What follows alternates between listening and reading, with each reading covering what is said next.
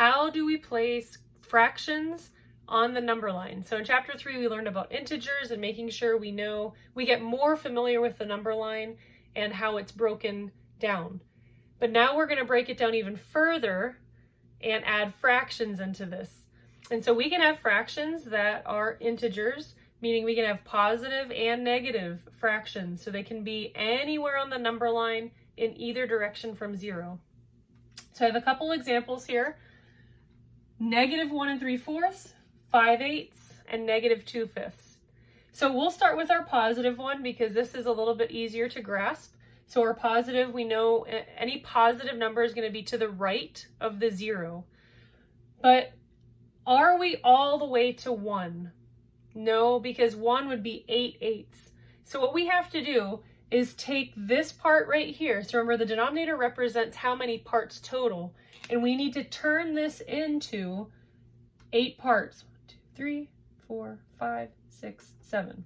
So now we have 8 parts between 0 and 1. And how far are we going over on them? We're going 1, 2, 3, 4, 5.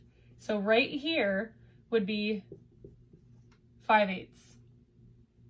So again, we want to make sure that we're looking at our fraction, and the bottom number is how many we break it into between the two whole numbers.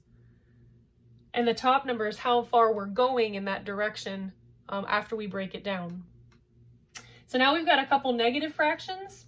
So let's look at our negative 1 3/4. So we know we're going past the 1 because we have a whole number 1, and then we have a little bit more. We have 3/4 more than a 1. So we're going to fall in between the negative 1 and the negative 2. So we know we come to the 1, but then we come 3/4 past it.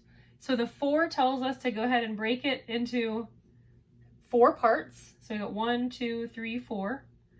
And we're going to move 3 in that direction. So starting from the whole number that we have, we're going to move 1, 2, 3. So this would be negative 1 3/4. All right, so I'm going to go ahead and switch colors here. Now we have a negative 2/5.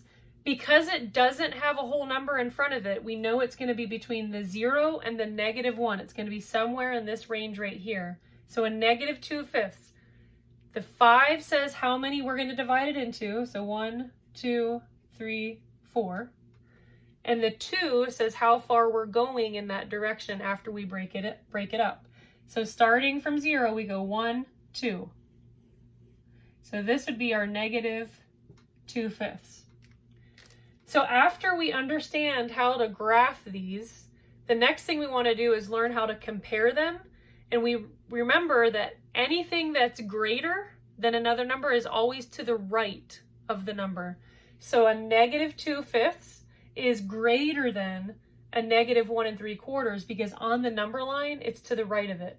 Any number that lies to the right is always going to be greater than the number that lies to the left.